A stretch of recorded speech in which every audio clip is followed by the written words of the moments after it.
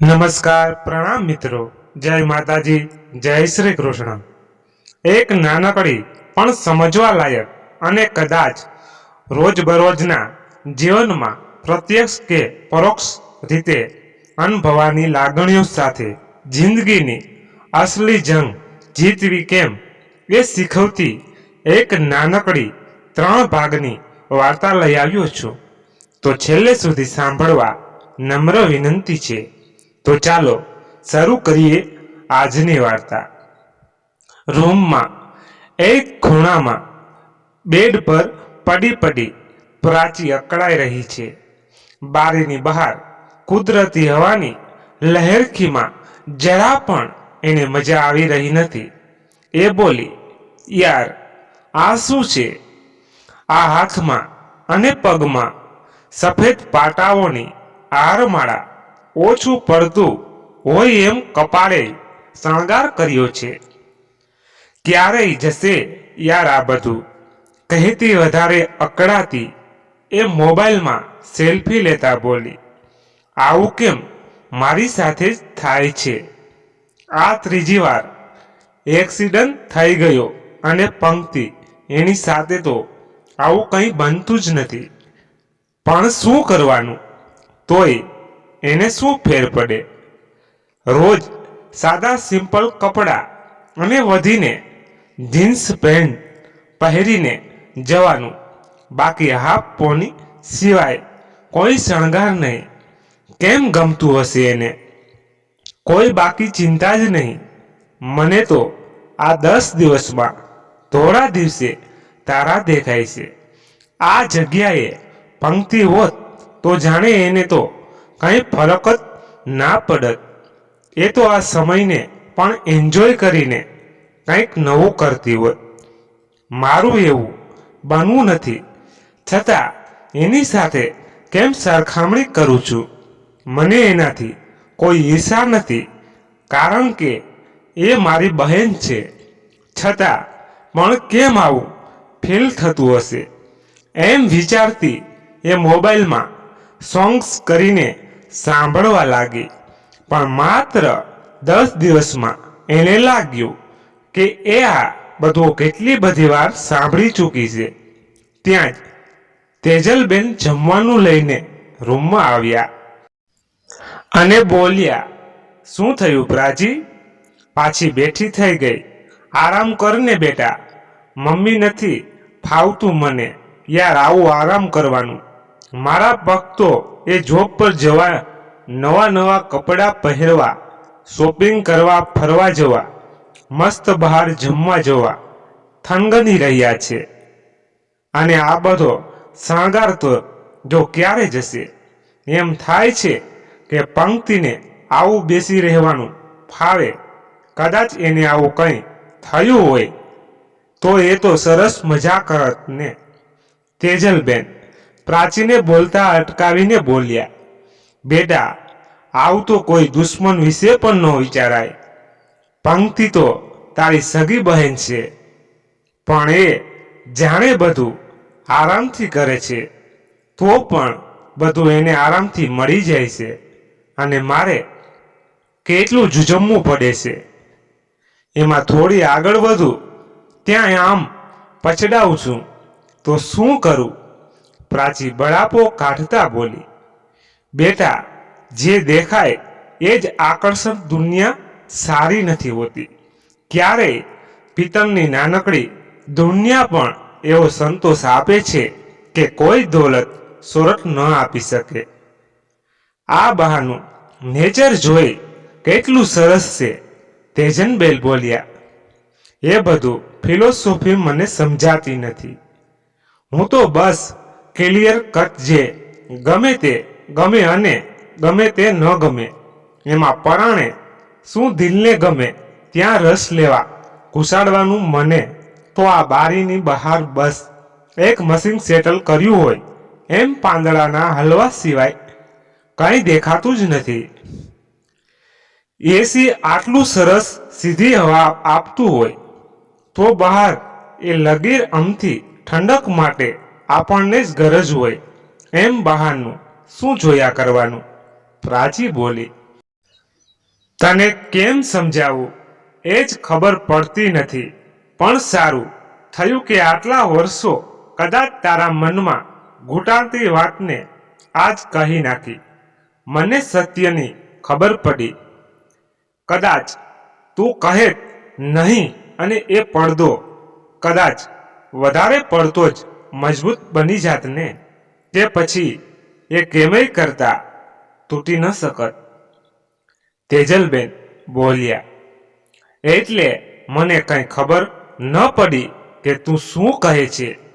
હું એને કંઈક કરવાની નથી, એટલે એવું આડું અવડું ન વિચારીશ. પ્રાચી બોલી.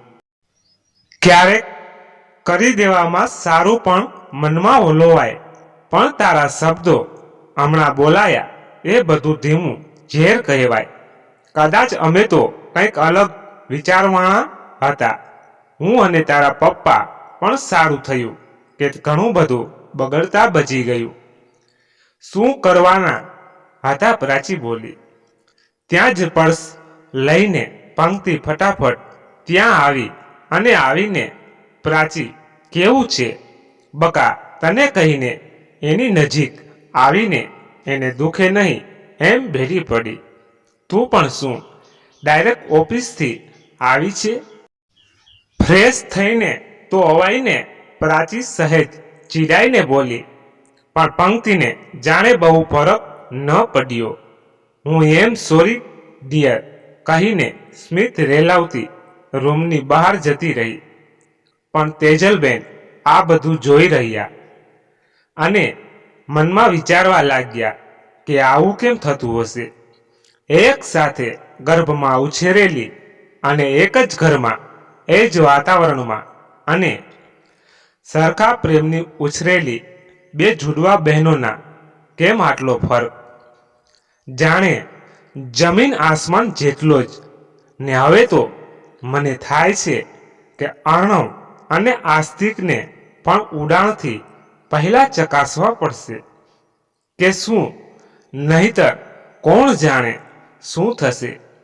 મા તરીકે બહારના પડને તો જાણી શકી, પણ આ અંદરની જે ગહનતા છે એને કદી કેમ પીછાણી ન શકી.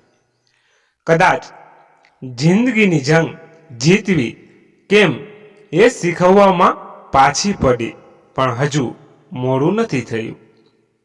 એમ વિચાર કરતા ગરકાવ બનીને તેજલબેન બીજા કામ માટે રૂમમાંથી જતા રહ્યા. તેજલબેન પ્રાચી પાસેથી નીકળીને બહાર ગયા. એમણે જોયું કે પંક્તિ બાથરૂમમાં ફ્રેશ થઈને મોઢું લૂછતી બહાર આવી રહી છે.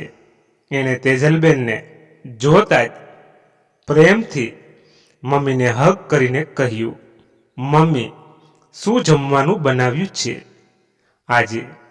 બહુ ભૂખ લાગી છે. રીંગણનું ભરતું, રોટલો, છાશ ને ચાલશે ને? પ્રાચી ક્યારની યાદ કરતી હતી એટલે, હા મમ્મી, કાંઈ વાંધો નહીં કહીને એ કિચનમાં ગઈ અને સહેજ ભરતું અને રોટલો અને છાશ લઈને સાઈડમાં જમવા બેસી ગઈ.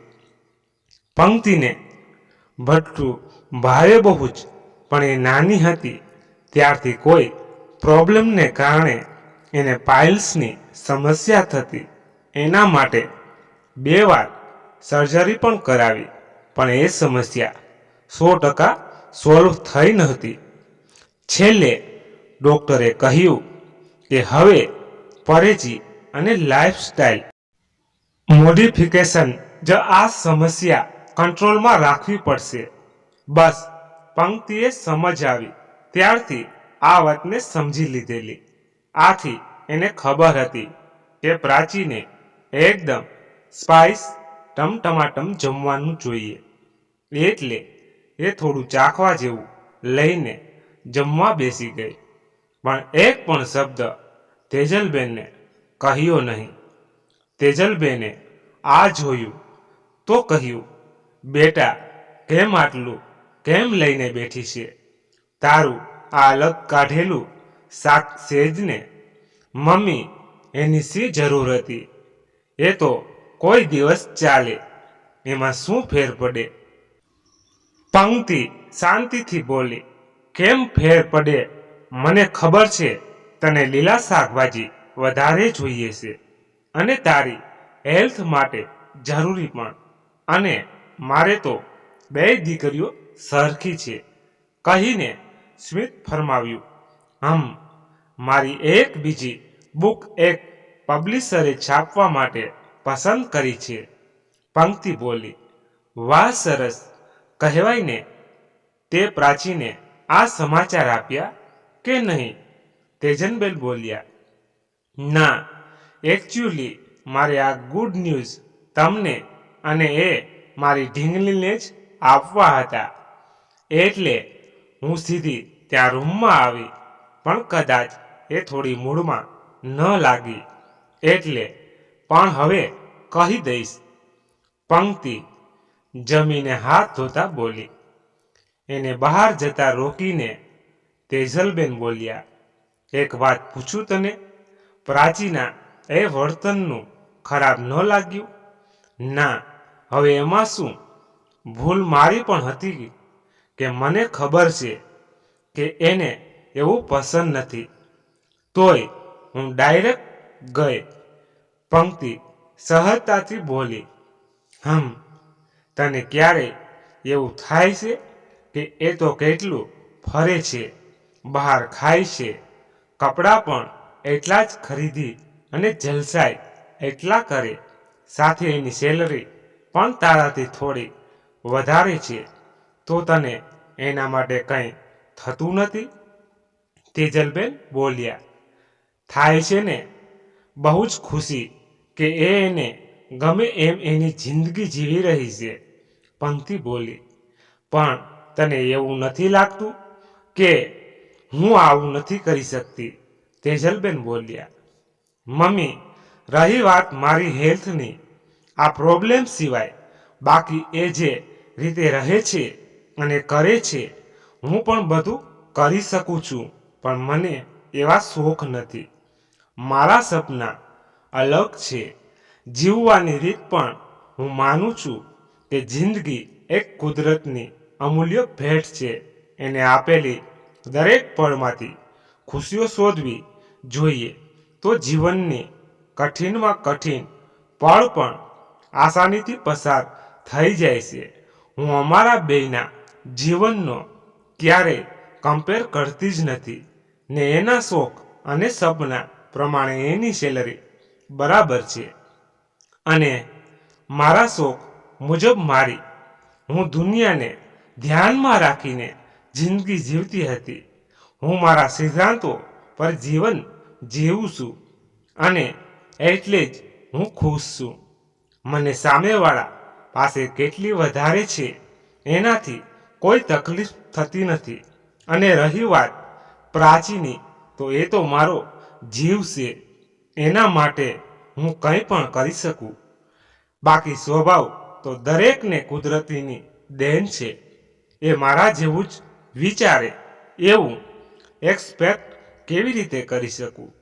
એટલે મમ્મી, એની ચિંતા તો જરાય ન કરીશ. પંક્તિ એકદમ સહજતાથી આ બોલી. તેજલબેન તો 2 મિનિટ વિચારી જ રહ્યા કે જીવનની બાહ્યતા અને ખરેખર આંતરિક વિચારોમાં કેટલો ફરક હોય છે. પ્રાચીના મનની પંક્તિ પ્રત્યેની કટુતા અને પંક્તિના મનની આટલી વિશાળતા અને ઉચ્ચતા એમણે ક્યારેય વિચારતી જ નહોતી. એમને પંક્તિ માટે મનોમન માન અને પ્રેમ ઉભરાઈ આવ્યું. એ હેતથી એના માથા પર હાથ ફેરવીને બહાર જતા રહ્યા. તેજલબેન પોતાના બેડરૂમમાં આવીને બેઠા તો પ્રશાંતભાઈ મોબાઈલમાં કંઈક કરી રહ્યા છે. તેજલબેન બોલ્યા, તમને લાગે છે કે આપણે આપણી 2 દીકરીઓને બરાબર ઓળખીએ છીએ? હા, તો આટલા વર્ષો થયા તો ન ઓળખીએ એ હિસાબે તો સમજી વિચારીને બધું નક્કી કર્યું છે. એ મુજબ તો અર્ણવ અને આસ્તિક પર પસંદગી ઉતારી છે. પ્રશાંતભાઈ બોલ્યા, મને થાય છે એ પહેલા તમે એ નક્કી કરીને કસોટી કરો કે જેવું દેખાય છે એવું હોતું નથી, કહીને આજની પંક્તિ અને પ્રાચીની વાત કરી. પ્રશાંતભાઈ થોડી વાર સ્તનબંધ થઈ ગયા અને બોલ્યા, મને તો એમ કે પંક્તિ પહેલેથી થોડું મિતભાષી છે અને એને બહુ શોખ પણ નથી, એટલે એના મનને કડવું અઘરું પડશે. બાકી પ્રાચી તો જે હોય એ કહી જ દે, પણ આટલા વર્ષથી પોતાની સગી બહેન પ્રત્યે એક અંદર ઉગેલી કટુતા ક્યારની એ ધરબાવીને બેઠી હશે. શું આપણાથી કંઈ ભેદભાવ થયો હશે? મને તો એવું લાગતું નથી, પણ હવે આ બીજને અને કુમળા ફૂલોને જિંદગીની જંગ જીતની કે શીખવીને જે એમને એમના જીવનમાં મહત્વના પડાવ પર મોકલવા જોઈએ એવું નથી લાગતું? આ તો ભણતર શીખવ્યું પણ જીવનનું ગણતર ક્યાં ચૂકાઈ ગયું? બસ પહેલું કામ આ કહીને તેજલબેન મનોમન કંઈક નિર્ધાર કરતા ઊભા થઈ ગયા. આજે રવિવાર હોવાથી કોઈને ક્યાંય જવાની ઉતાવળ નથી. સવાર સવારમાં પ્રશાંતભાઈ અને તેજલબેન એક સંબંધીને ત્યાં જવાનું કહીને ઘરેથી નીકળ્યા. એક પ્લાન મુજબ પ્રશાંતભાઈએ એમના ખાસ મિત્રના 2 દીકરા જેમની વચ્ચે 1 જ વર્ષનો ઉંમરનો ફેર છે એ બંનેને બહાર એક જગ્યાએ એમના મમ્મી પપ્પા સાથે બોલાવ્યા. કોઈને ખબર નહોતી કે ખરેખર આ શેના માટે બધી સરપ્રાઈઝ ગોઠવાય છે. પ્રશાંતભાઈના ફ્રેન્ડ સતીશભાઈ આવીને બોલ્યા, યાર અમને કંઈ સમજાતું નથી કે તમે અમને બંનેને 2 દીકરાઓ સાથે બોલાવ્યા. આપણે સગપણની જે વાત કરી હતી એના માટે કે શું? પણ તારી તો એકેય દીકરીઓ દેખાતી નથી.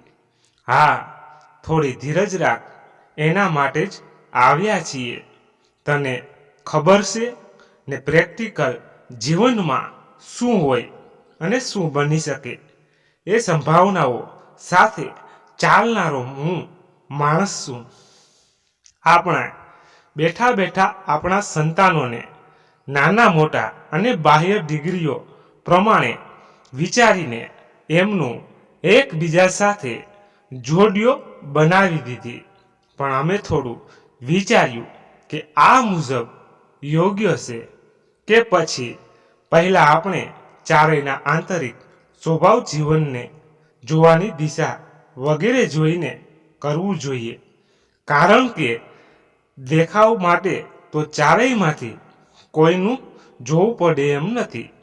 કોઈને કોઈ રિજેક્ટ કરે પણ સ્વભાવ એવી વસ્તુ છે કે જે કદાચ શરૂઆતમાં સેટ ન થાય તો રિજેક્ટ ના થાય, પણ જીવનભર એ મનમાં ડંખિયા કરે છે.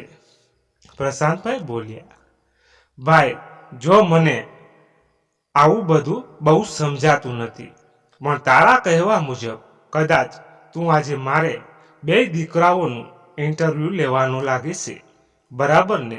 સતીશભાઈ બોલ્યા, હા કંઈક એવું જ, પણ તું પરવાનગી આપે તો તમારી હાજરીમાં પણ બંનેનું વારાફરતી, પણ આ કોઈ જી કે એવું ગોખેલું બોલવાનું ઇન્ટરવ્યૂ નહીં હોય.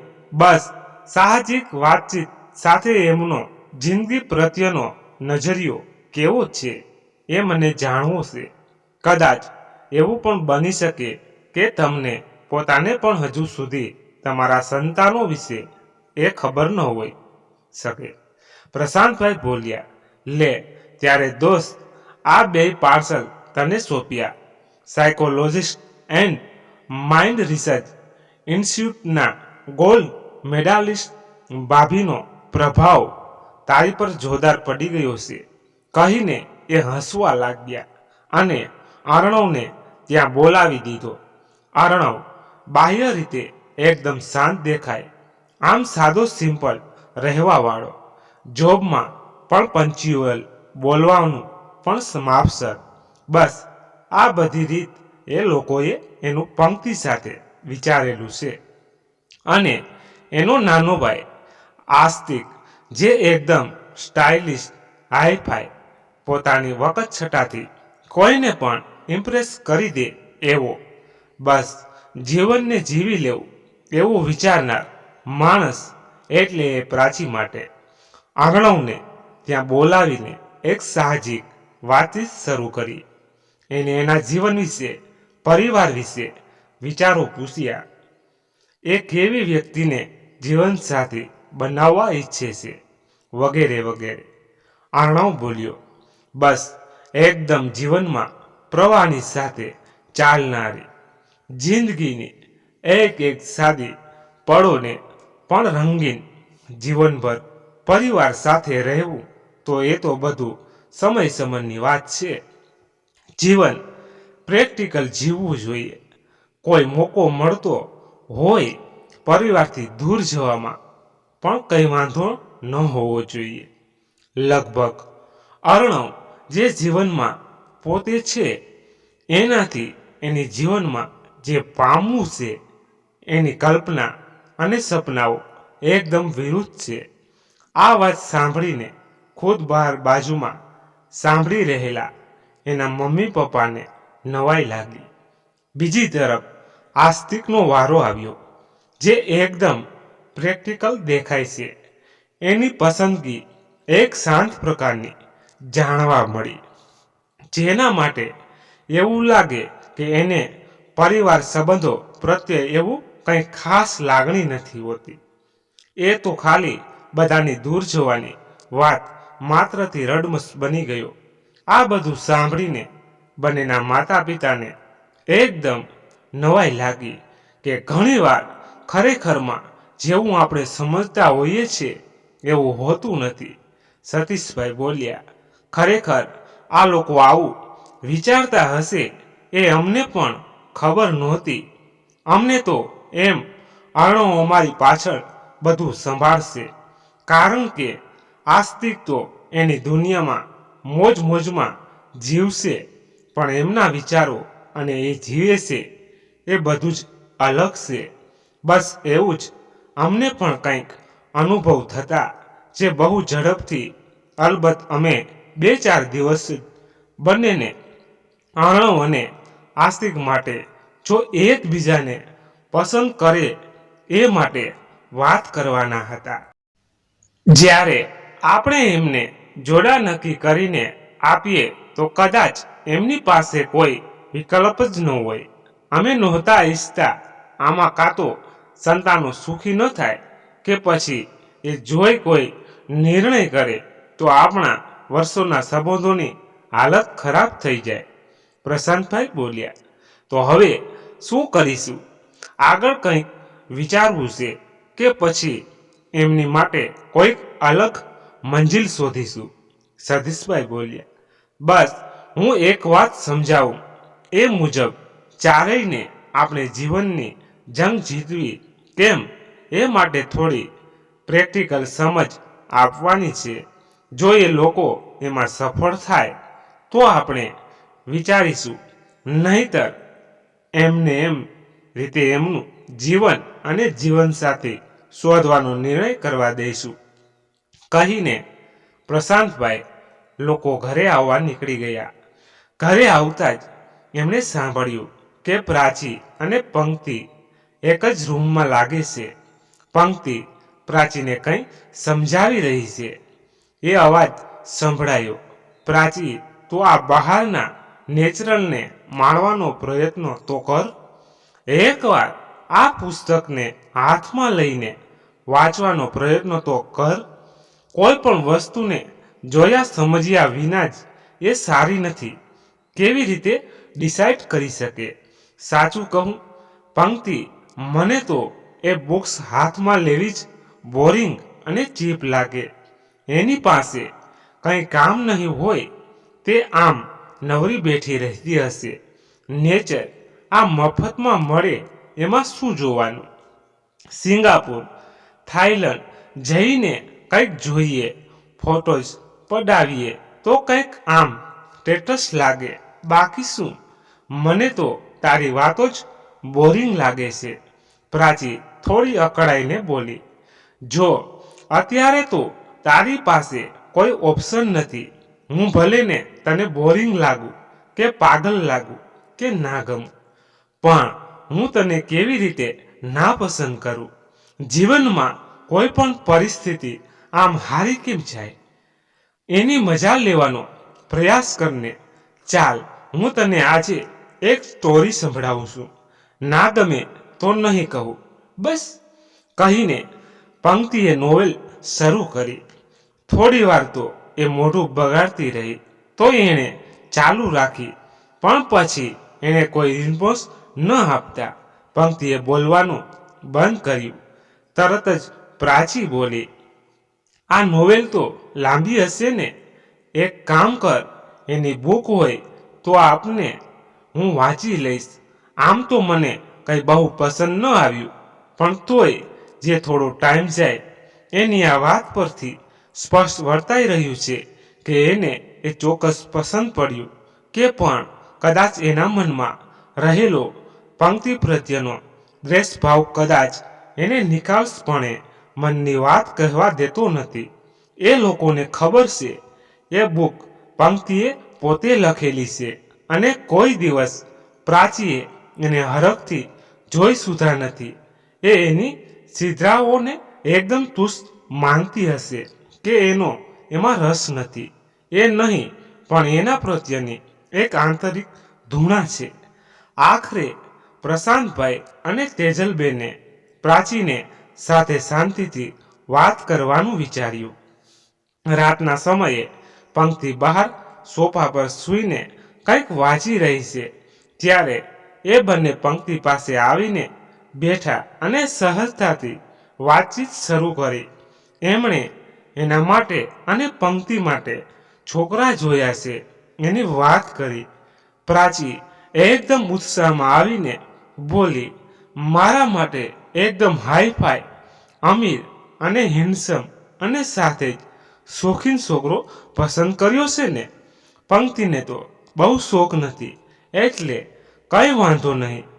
આવે એ તો નાના ઘરમાં પણ રહી લેશે, પણ મને નહીં ફાવે તો હું પાછી આવીશ.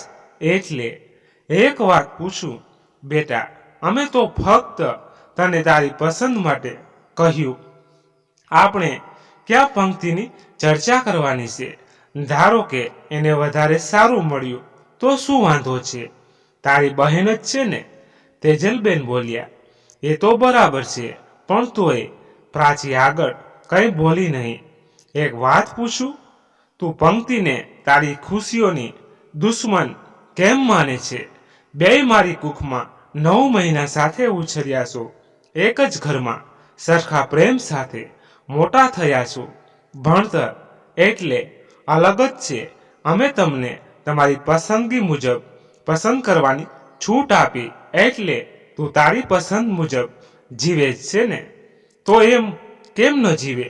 તેજલબેન બોલ્યા. પણ હું આટલી બધે આગળ પડતી છું છતાં કોઈ પણ જગ્યાએ જાણે કંઈ પણ કર્યા વિના મહાનતાનો એવોર્ડ એને જ મળે છે, તો મને ખરાબ લાગે છે. પ્રાચી બોલી. એ કેમ? એ વિશે તે વિચાર્યું છે?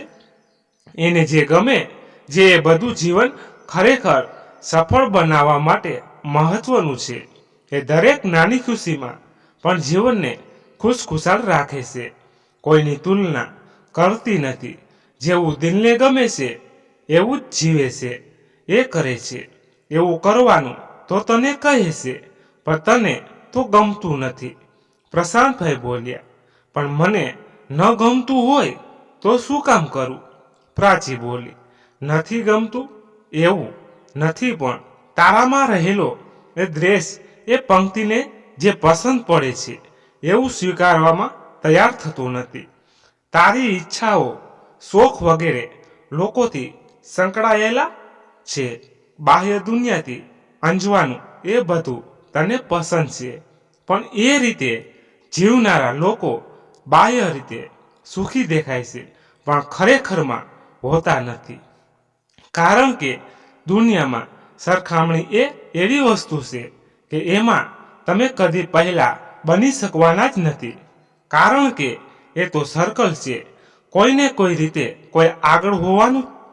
અમે તને આજે જે જિંદગીની સમજ આપવા આવ્યા છીએ કે જિંદગીને એકદમ ખુશખુશાલ રાખવી હોય તો ફક્ત આપણું વિચાર કે મારે શું કરવું છે, શું ગમે છે, એટલે સ્વાર્થી નહીં બનવાનું, પણ તુલનાથી જીવવાનું બંધ કરી દેવાનું. એમાં પણ સરખામણી સગી બહેનની. અમે આ દુનિયામાં નહીં હોઈએ અને તને કંઈ થશે તો અડધી રાતે તારા માટે દોડીને આવશે એ તારી બહેન હશે. તારી તકલીફમાં પોતાની પાસે નહીં હોય છતાં ગફલત કરીને છુપાઈને તને આપીને તારી તકલીફ દૂર કરશે એ તારી બહેન. જંગ જીતવી જ છે તો પોતાની જાત સાથે લડ. પ્રેમની દુનિયાને જીતવાની, પ્રામાણિકતાની વિચારોને સ્વતંત્ર રીતે વાચા આપવાની, નહીં કે પોતિકાઓ સાથે જ મનોમન વેરના સાઠા ઘડવાની. પછી જોજે તને કેટલી મજા આવશે. બસ 10 દિવસ આ કરી જો. તને ના ગમે તો તારી જિંદગી તારે નામ. અમે તને કંઈ પણ નહીં કરીએ કહીને પ્રશાંતભાઈ અને તેજલબેન પોતાના રૂમમાં જતા રહ્યા. કોણ જાણે આખી રાત પ્રાચી બરાબર સૂઈ જ ન શકી. જ્યારે એ જ રૂમમાં પંક્તિ આરામથી સૂતી છે. એનો અહમ થોડો ખવાય છે, પણ મન એ તરફ જવામાંથી રહ્યું છે. એણે 10 દિવસ તો છે એમ વિચારીને મમ્મી પપ્પાએ કહેલી અમુક ટિપ્સ મુજબ કરવા લાગી. પંક્તિ સામેથી વાત કરવી, એને જે ગમે એની પ્રશંસા કરવી, એને સામેથી હક કરવી, જમવા માટે એની રાહ જોવી વગેરે ઘણું બધું. સામે છેડે એવું થવા લાગ્યું કે પંક્તિ તો ધૂણા સામે આટલું કરતી હતી તો પ્રેમ મળે છે તો શું ન કરે. એણે તો પ્રાચીને પ્રેમના એ પ્રગાઢ સાગરમાં ડૂબાડી દીધી. એના માટે એ એટલું બધું કરતી કે પ્રાચી ખુદ હવે એ પ્રેમ હંમેશા માટે ઝંખવા લાગી. પ્રાચી તરફનું જે 10 દિવસનું નાટક કહી શકાય એ ખરેખર એના જીવનમાં ઓતપ્રોત બની ગયું અને એ નાટકને જ જીવનમાં હંમેશા માટે અપનાવવા તૈયાર થઈ. એણે આખરે 15 દિવસ પછી પંક્તિને ભેટીને અત્યાર સુધી એના મનમાં જે એના પ્રત્યે લાગણી હતી એની નિખાસ પણ વાત કરી અને એની માફી માંગી. એવો જ કંઈક જાદુ અર્ણવ અને આસ્તિકના જીવનમાં પણ થયો. આ જોઈને બધાની સહમતીથી અર્ણવ અને પ્રાચી તો બીજી તરફ આસ્તિક અને પંક્તિ રાજી ખુશીથી સામેથી પ્રેમના એક બંધનમાં બંધાવા તૈયાર થઈ ગયા. શું તમને નથી લાગતું કે જે આપણે આ જમાનામાં પણ સમયની વ્યવસ્થા વચ્ચે આપણા સંતાનોની માનસિકતા જાણવી જોઈએ અને એમને જીવનમાં પ્રેક્ટિકલ માર્ગદર્શન દ્વારા એમને જીવનનો સાચો રાહ દેખાડવાનો એકવાર તો ચોક્કસ પ્રયત્ન કરવો જોઈએ. સફળતા 2 નંબરની વસ્તુ છે, પણ પ્રયત્ન એ જીવનનું અભિન્ન અંગ છે. એને કેમ ભૂલી શકાય? મિત્રો, આજની કહાની પૂરી તમને કેવી લાગી તે કોમેન્ટ બોક્સમાં જણાવશો. પસંદ આવી હોય તો લાઈક શેર કરી દેજો અને અમારી વાર્તા પસંદ આવી હોય તો ચેનલને પણ સબસ્ક્રાઈબ કરી દેજો. ધન્યવાદ. ફરી મળીએ એક નવી કહાની સાથે. ત્યાં સુધી બધા મસ્ત રહો, તંદુરસ્ત રહો. જય માતાજી, જય દ્વારકાધીશ. હર હર મહાદેવ, મહાદેવ, મહાદેવ. જય શ્રી રામ, જય બજરંગ બલી. મિત્રો, અમારી કોઈ ભૂલ હોય તો પણ દર્શાવજો. Thank you.